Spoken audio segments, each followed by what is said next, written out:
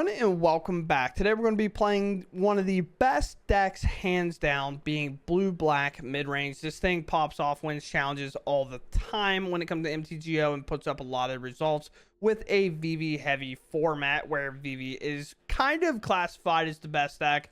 Online, it seems a little less so because it's kind of got that GA feel to it where people just aren't playing it because they just don't want to play it because they rather play decks that, you know, they might have more fun with, or just, you know, playing against VV makes kind of an awful time, especially on MTGO because all the triggers and stuff and how you have to stack them all, it can be a little bit tedious. But if you want to play a very good deck in best of 1 or best of 3, I do highly recommend blue black. The whole purpose of it is to play a couple threats early, remove a couple of things out of our way, and rely on Enduring Curiosity or Kaido on the top end to kind of draw monstrous amounts of cards and outvalue our opponent very, very heavy, as you'll see today. I think on an attack, we drew 6 cards off of 2 Enduring Curiosities, and then it became us having 12 plus cards in hand, and it wasn't very close. So with all that said, there is the main board. There is a sideboard. You could definitely adjust this for best of 1, but this is the challenge winning 9-0 list on MTGO. You can find it on a lot of other places, but we'll also have obviously that Mox Field link for you to just go there and copy it as well. So with that said, let's dive in and play. I mean, this would be typically considered a bad hand for sure on the play, or on the draw anyway. But on the play, we're okay because we can either stab a thing, we can play Sissel, we could draw an untap land, but sure. I go Sissel right into Preacher, I think. Or depending on the play, might go Island, do Stab, and then like the Drowner. Stab, depending on obviously the matchup, has weird range. A very weird range, that is. When an opponent casts a spell with mana value 3 or less, this deals 1 damage. Okay.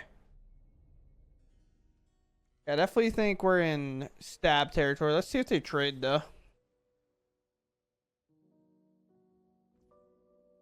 I guess not trade, block, and save life, I suppose. Sure. Then we can counter a thing here or flash in the Drowner. It's that weird thing of like, we have too many options on 2 to just jam a Preacher, I think, after also removing their creature. We can't even get to the point where we use Sissel as more of a blocker, but especially when small creatures like that are coming around. Yeah, let's go ahead and counter this. They tapped out on their colored mana, so we'll just take care of that. Here. Then this will start making life linkers. On attack, at least. And if they keep playing those type of creatures, we have a Drowner to enter, tap it, and then shuffle it away. We could, if they don't find anything, attack, maybe draw an Enduring Innocence or a Kaido, and then we are obviously off to the races for sure. Or we find another remove spell. Who knows?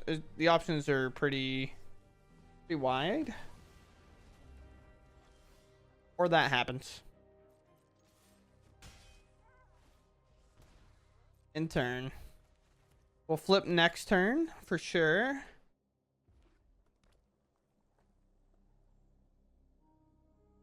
We have double tap.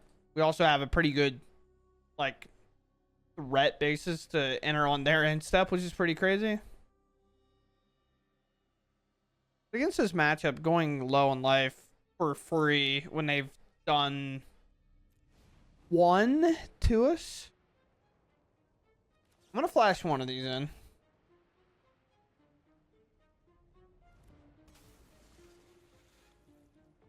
Sure. I still want to tap it, but I want to do it post. Cast a non-creature spell? Sure. Viper, they're just like the ultimate I hate VV the Gathering is what they are right now. So, let's move to combat. Get Sissel to flip.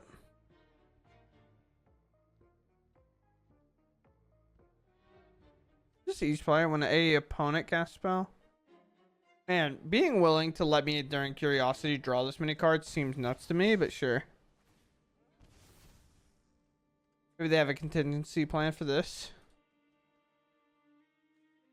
4 seems like a lot. They have to really have this. Return target non-land permanent to his owner's hand. I guess they could have another one of those. Sure, we'll just pass. Keep this up.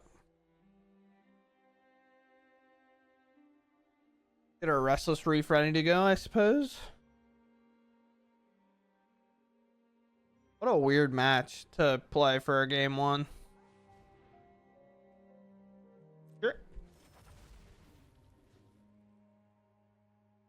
Sure. Uh-huh.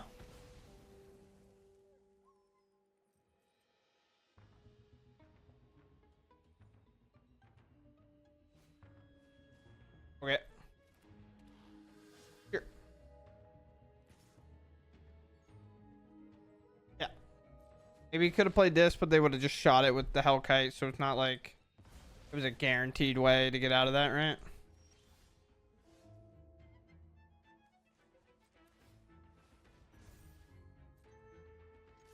Here.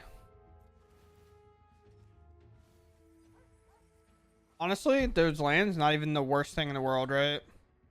Because the lands mean that they would get to play this Hellkite. Just going to 9, hoping we can block with the Flood Pits. They have to block something. They can't not block. And now it's just which one are they giving up? The double block, we're like fist pumping, right? But highly doubt it. The Lizard can also make them lose their own Magebane Lizard if it comes to like playing a burn spell, for example. We set them to 2, we go to 9, we have a block. Potentially. Obviously, Hellkite, I don't think it's enough because Hellkite comes in and shoots that. It goes 4, 1, 2 for 6, and then 7. They could do 7 here if they play a Hellkite. Now, obviously, there's like play land, haste another one. Okay.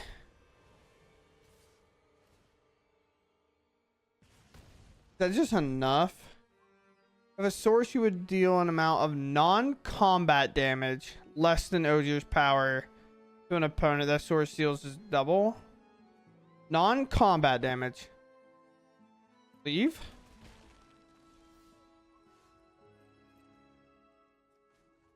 Here, and then we just go to combat. You just had to double check on this, make sure we were right. But if we would have blocked, and obviously we still had the Restless Reef plan, so we always had 2 creatures, so I could have blocked if I wanted to. We have 2, 3, 4, and we play this, and we do blue, and then have it enter tapped, of course. But then we go right into Beastbinder, and then right into Preacher. Then, does this do anything? Target artifact, creature, planeswalker, opponents will lose all abilities. Okay, so we can target like a synthesizer? Even though I think this might be Kona. Omniscience? So it is Kona. It is what it is. Not a whole lot we can do about it. So, play here. For one, you need to either find a counter spell, a removal spell, or just something in general, or hope they don't have anything. But unlikely for sure. Could have a okay. Not bad. We'll trigger everything here, which is huge. Do we draw? That's a sorcery, so I'm jamming this. It's crazy that I have this good of a start and they're just going to go Kona Omniscience and I'm going to get slammed. But I have 7 lands in my hand. 8. 9. Yeah, I mean, if there's going to be games to lose, this is how you lose them, right? Obviously, if we would have found a counter spell, then it feels like we can't lose, but... Or instant speed removal. Let's see if they play it. Even a Wrath. Just no. They went through combat and kind of only triggers after. Wow, brother. Let me tell you what. Can't make my life total the same as theirs, so we might as well just go to combat. Attempt to... I guess the draw is all that matters here. Attempt to draw 5. 1 removal at instant speed, which is dope. I guess I'll draw 5. Obviously, 1 off Preacher, 4 off Enduring. We could flash one of these in now, but that just doesn't make much sense. And I suppose play here. No, I guess. Sure. Got stuff. I mean, I think I'm within reason to think that we were going to lose that there, right? Discard 4. Maybe probably should have played the Sanctuary, I guess. That'd have been a better play, obviously. But we're going to hold to do this to pay for Spell Pierce is why we're doing it this way. Sure.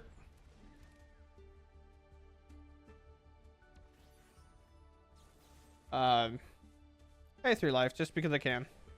And now we can pay Spell Pierce. Or some type of counter unless I pay 3. If there is one to be. With that draw, they can't even bounce something to save themselves.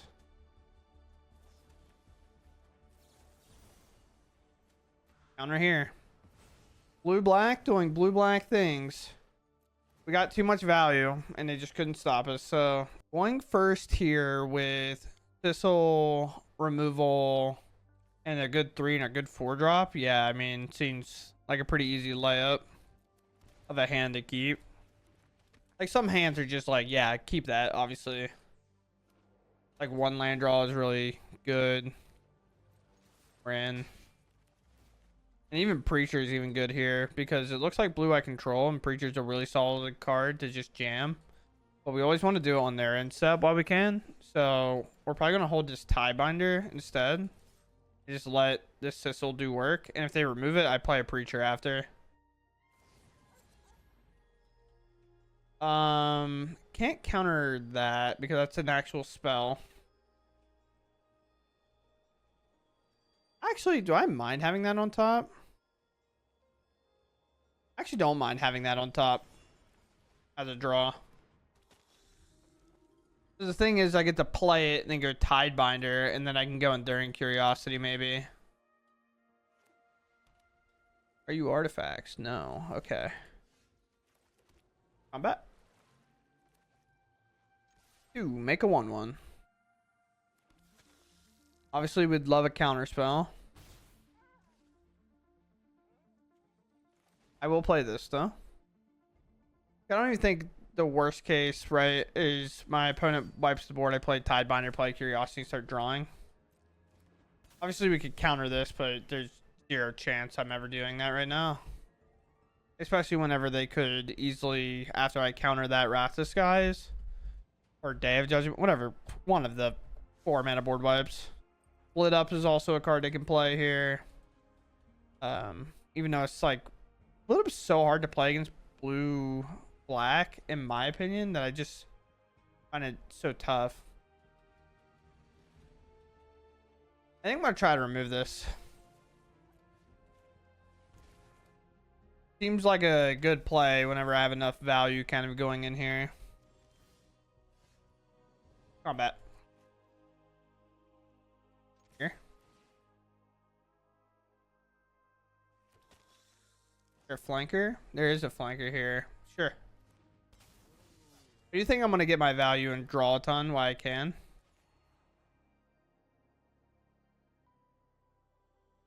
Are they going to take out my Sissel? Makes the most sense in my opinion. If they don't block, then great, right? Yeah, so they take out Sissel. Or Cecil? It's Cecil, right? Not Sissel. Sorry for pronouncing it wrong for any Final Fantasy fans, of course. I don't intentionally do it, I swear. A little damage here. Take a double draw. Great. A land that can attack next turn, which is pretty sweet. A Tiebinder and a counterspell. Board wipe, maybe? No board wipe. We're pumped. Split up again. This is why split up's so hard against this deck. Because, like, what do you do here, right? Maybe that's what they had, and they were just like, do I blow up that?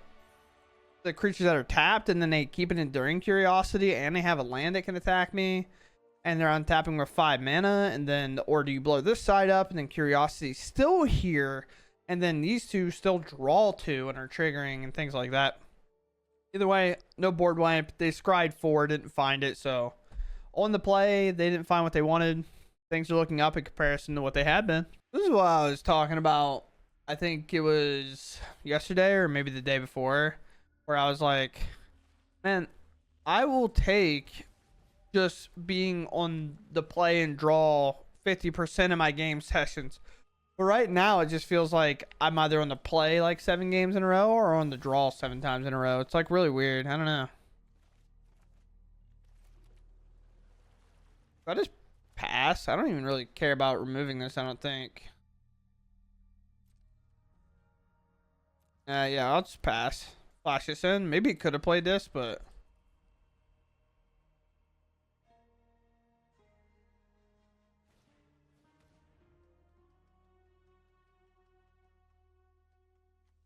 yeah, let's just flash this in. Lock that up. You can get my Beast Binder, I think. Artifact or creature card, yeah, so they get Beast Binder. Maybe not our favorite creature of all time, but you know. Do a land, I guess.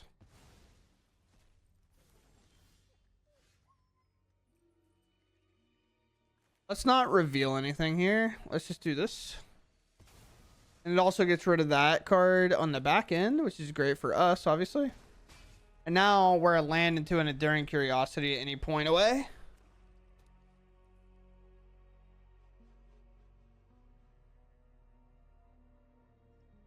What do we got?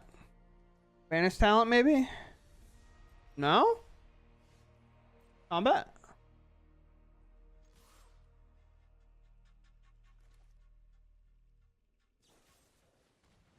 The sheriff has been shot. Sure. Don't really like... They're letting my life go down pretty much on purpose here, I think. They have more cards, so they have, like, the advantage for the most part. It does suck, but it is what it is. Yep. Yep. Combat. 2.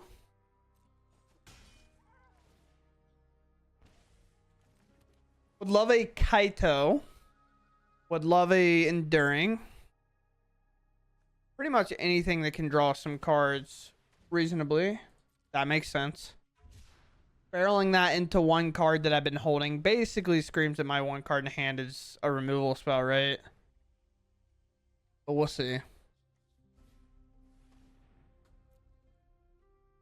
I guess.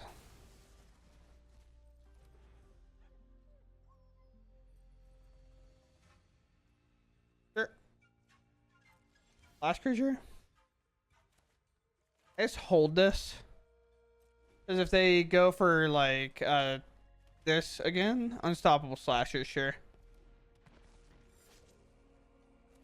Here.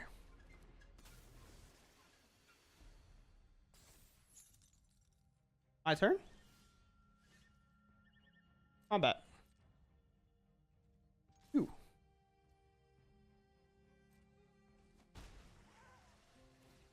Here. I'd like for you to shuffle. Are they gonna kill it? I don't think this works. I still think it shuffles. Alright, sweet. They go empty-handed, and then we get to play that after. Maybe they didn't know, and they were just taking a risk, which I totally get. Yeah. The oops basically tells us, right, that they were taking a risk there, and it failed. Brutal. I mean, maybe they thought there was just nothing else to be gained by not doing it. It's always that weird thing where if you don't know, sometimes you just have to try it, and then when you learn that lesson, you just don't do it again, right? So It is what it is, but we'll take the win, obviously. Apparently, I'm just on to play every game tonight. Literally the thing I'm talking about. Like, I don't have to be on to play every game. I obviously appreciate being on to play every game. But if the reward for being on to play every game is the games where I'm on the draw for like 8 years, I'll take not being on the draw. Like, that much, you know? Like, I'll take the 50-50 shot. Or at worst case, like 70-30, not, you know, 1 in 12 games. Nice, no more lies. Obviously popping here. We have the flood pit. We have the flood pits or the phantom. We rip a land, which is actually kind of huge. That's the thing with this deck that's so like hard to deal with, is like when maps are activated and we draw cards, we still take that. I honestly am a big fan of just countering this, because obviously they can board wipe me, but when they're doing that, they don't really have a board wipe. Oftentimes you just take the 2 and then you board wipe. But I don't even want them to have this as a win condition later. They shocked for that, by the way. Like, that's the thing. Combat. This is also one of those things where if they interact with my board, I do just flash in my curiosity because I want to draw cards anytime I can.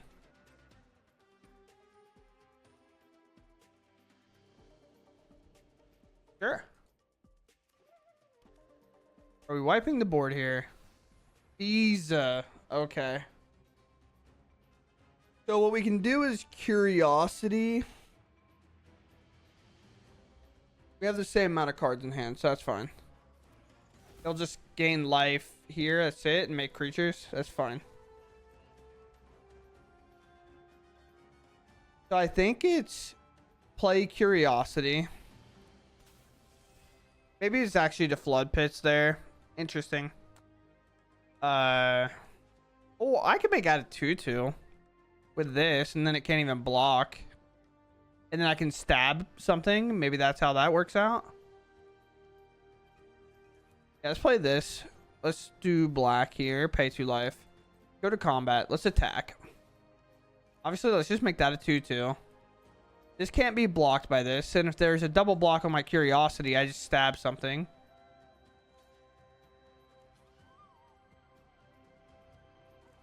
Yeah, so I just go for stab here. Then we go ninjutsu here. Because Kaido's like really hard for control decks to handle. And then we get a draw. And then we get a surveil 2 and draw 1, right? Information is its own weapon. I will take another Kaido just for a backup one. If they go through pretty hard steps to get this off the battlefield, I would love to have a second one to just jam immediately after. Because right now, if they wipe the board, Kaido comes up, attacks, draws another card, surveils, draws more cards, and then we go back to playing at flash speed. Or if we think we're good enough, we just plus here and then put loyalty on it and go that route. There's a get lost. Kind of what we're talking about. Kaido's also uncounterable when you do ninjutsu. They can't really do anything. And now 3 maps now makes it even harder for them. Just blue-black on the play against control, when they're not able to no more lies your 2-drop play, makes it feel unlosable. On the opposite end, when they no more lies your 2-drop play, it feels unwinnable, and it gets very hard. Yeah, another game on the play. This hand's a little bit softer, but we'll keep. This hand's one of those hands that's always like a draw away with a Kaido or Enduring Curiosity to be really good, so I mean, we have to shock this in if we want to play our 1-drop, right? So we'll do it. And then we'll go Verge into Sanctuary. So at some point we can crew up to Sanctuary. That draw's not our favorite, obviously. But let's keep it going. We've had pretty good luck thus far in these games, so... Oh, like that? Yeah. And...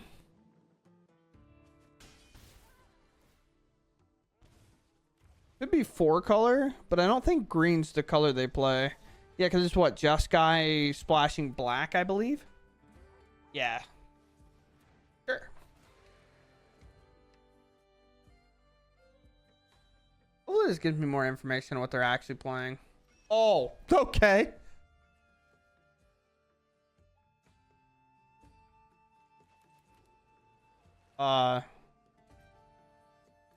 Attack?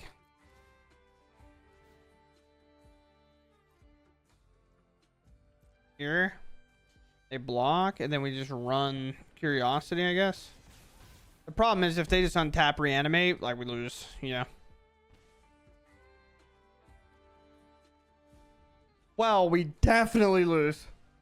Yeah, they got it, bro. I'm good. I'll move on. I ain't even letting them do it. It's just that thing where we're going to run it out. We draw 4 lands. Like, we kept a 4-lander and we ended with 4 lands in our hand. You know, Curiosity, obviously a great draw. We literally can't beat that. Like, just no point in staying around at all. All right, here's a game on the draw. Unfortunately, with no lower to the ground stuff, I think we have to pass on that.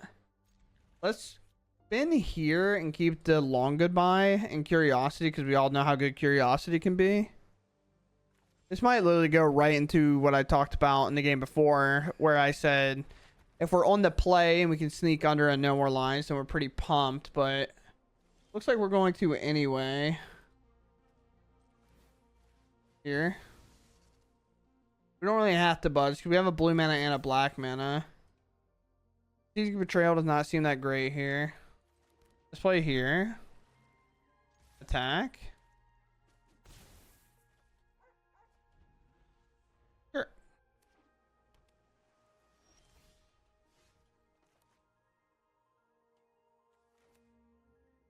Let's play a Snapped. Into combat, I guess. No, one game drawing too many lands. We're drawing a lot of lands now.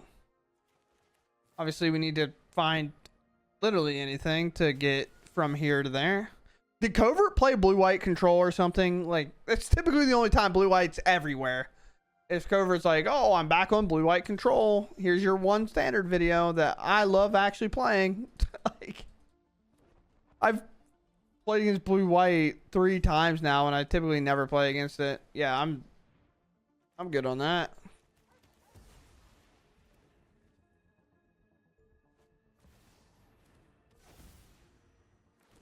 If I draw a land, I'm moving on. Yeah, I'm good. Just 2 games back to back where it's just like, hey, man, here's all your lands. Enjoy. All right, hopefully we can stop flooding, dude. It just keeps happening. Like, I'll leave them in every now and then, right? Because obviously we've had a lot of good games, and then I flooded a couple of times. But then it just happened 2 more times, and I'm losing composure. Also, control is everywhere for me today.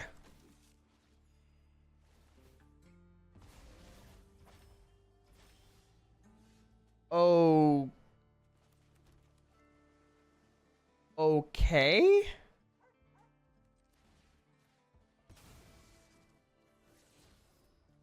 What?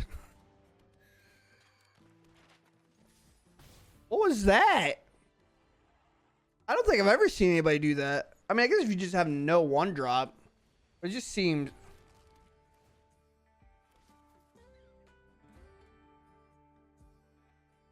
Now I'm confused. Here. Pass. Combat. I'm playing around split up if you're curious why I didn't attack my 1-drop. If you're curious at all.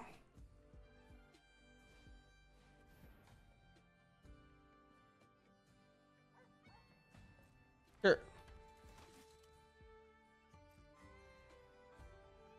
I mean, this does work with this. I wasn't expecting it, I guess.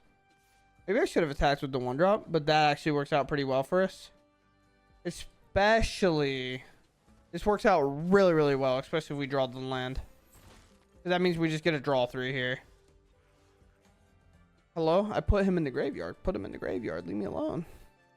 But now we gotta tuck this. I'm not keeping that around, I don't think.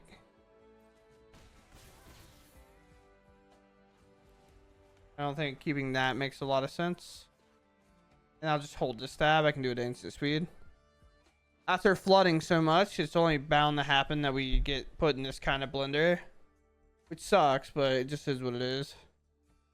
Typically, anytime you're going to flood, you're eventually going to not find your lands, and it just sucks that a lot of times it happens back to back. It's almost like it tries to emulate. What are we playing, bro? I mean, I guess you can gain life, dude. I don't. And draw a card, I guess.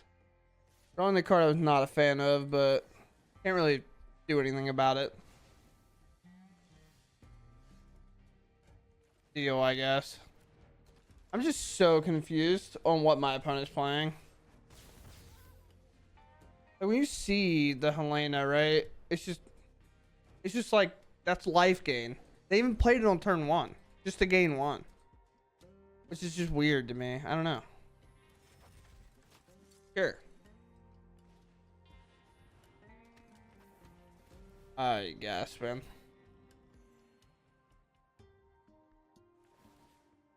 Now, can I play my Enduring Curiosity? Thank you. All I wanted.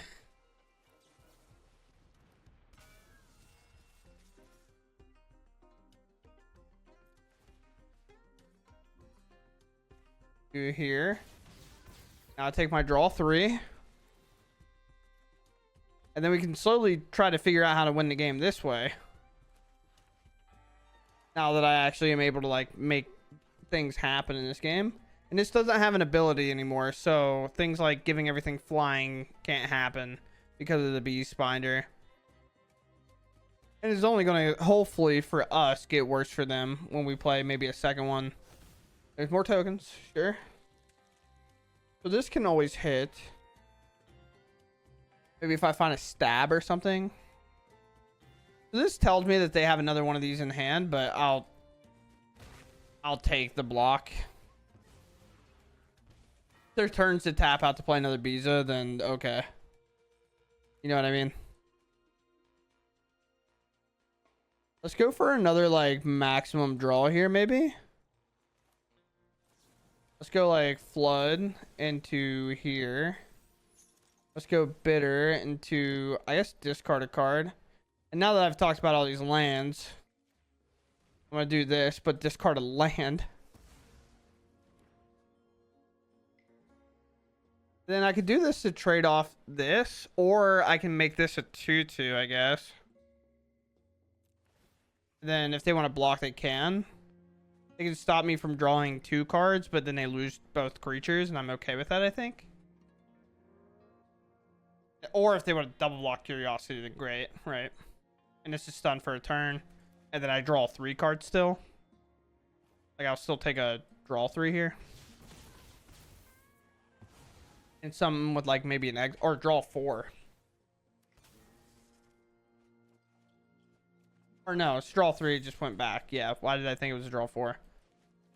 I'm dumb, that's why. Playing another one of these, maybe. Oh, full value one of these now. Carrot cake pop. Okay, interesting. So they traded off that Biza earlier. Oh, I don't know. A lot of draws and stuff happening here. Go here.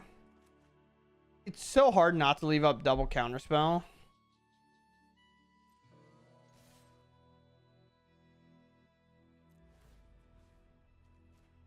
Here, I guess.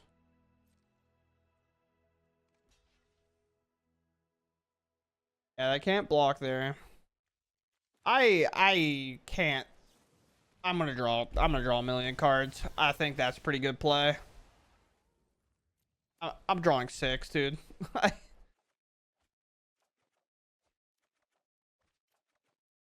Why not, you know? I pause? Like, listen, I know we were talking about, like, not drawing lands. But, hello? Probably don't need another Curiosity. But Curiosity's still better than this. we're 33 cards. I have what, six, 7, 8 lands, and I'm almost halfway through my deck. And the games I lost, I had 8 lands in the top 12. Like that is just the swing of variance if I've ever seen it. It's so great. I kind of love it though. Like that's why it makes Magic really cool sometimes. Maybe not like when you slowly lose the variance over and over again. It makes it feel obviously a lot less cool because it's like I really wish we didn't have that problem, right, in this type of game. Getting into my turn with both these counter spells up feels criminal.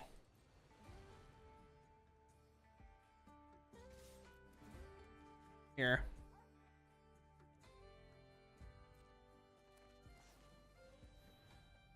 Flash. When it flying, sacrifice creature control, gain hexproof and indestructible until end of turn. Okay. I'm gonna allow that. Like I'm not gonna waste double counter spell. I think I can afford to discard a card here. It's gonna be this one. Get rid of that. We say go. Now I hold up 2 counter spells.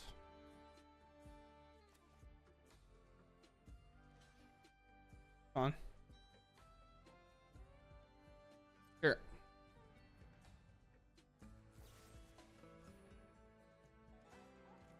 I'm okay with that. I still have a draw 3 here. I don't need to draw 6. Although the thing is we're about to draw a lot of lands, I think. No? Oh. I'm telling you, this is absurd. The range right now. I could have probably removed that.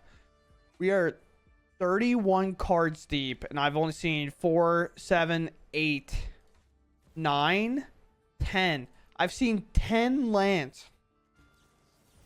No. Sick card, but no. Sure.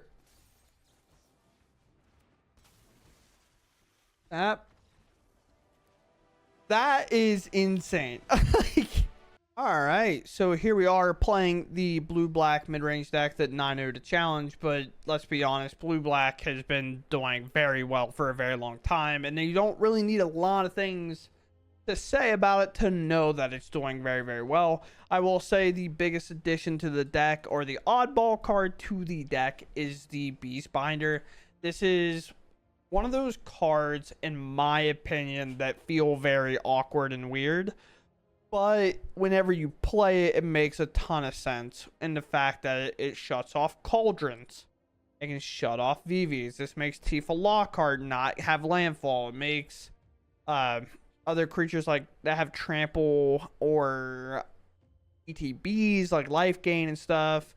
Especially those ones that get really large that we can't really deal with that well, or don't really want to deal with, because then they'll move a ton of counters to a life linker. Then that makes that game so hard.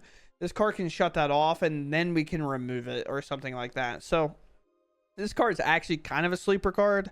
But other than that, if its utility is not good, this is hands down the worst card in your deck, because it becomes a 2-mana 1/3 that has Vigilance, I guess, that plays around Split Up, I suppose. Like, this card and the Flood Pitch Drowner make Split Up so weird, because if you have these two in play, and you have Sissel and Preacher, right? And these two are tapped, and these both are in play untapped, but this has value, then, like, what are you picking? Obviously, I think you're wiping this off the board. I think that's kind of like a loaded question. These are obviously, like, much less damage, and you just kind of tank them for a little bit longer. But it just makes everything that you're doing feel a lot better whenever, you know, you can't just get blown out by a 3-mana card, and the Exile card doesn't work, because then your Preacher lives, or Kaido lives, or Enduring Curiosity lives, and things like that. So overall, the other main strange things in here is going to be the fact that our removal is very widespread. This card was being played as a 4 of when Edge came out, but I definitely think that unless you're on a very low deck, or playing like the mono black deck that's playing the warp card that has haste, I think playing 4 of these is kind of a mistake, and that's where this list kind of took that idea where it's playing a lot of one ofs and 2 of the Bitter Triumphs and 2 Phantoms. We're kind of counting this as our removal slash counter package, obviously. So it kind of played that, and then obviously we have Flood Pits to be that, Death Toucher to kind of help there as well, along with Death Touch here, and then obviously Tidebinder can help do stuff. And then we just need to hit one of our big cards, one of the 7, pretty much. Control, Kaido is very hard for them to deal with. They have to have the Get Lost, or I think the Inevitable Betrayal can hit it as well. And then Curiosity obviously is the monster of the deck when it comes down to the Curiosities. For example, this is probably, in my opinion, hands down the best one because it's just so strong with what it does. But like I said, there's the sideboard from the 9-0 list. It's all in here. If you're wanting to play this, feel free to kind of take it all and go right into best of 3 if you would like. But it also performs very well in best of 1. You might want to go up a copy or 2 or strategic betrayal just because of how many graveyard decks there actually are, instead of maybe playing Stab's so good sometimes, though. That's what's so hard. Stab's good, but strategic betrayal might have to be played. Long Goodbye not as necessary because, you know, the counterpart isn't super crazy. But with all that said, I hope you all enjoy it, and I'll catch you in the next one. Thanks for watching, and goodbye.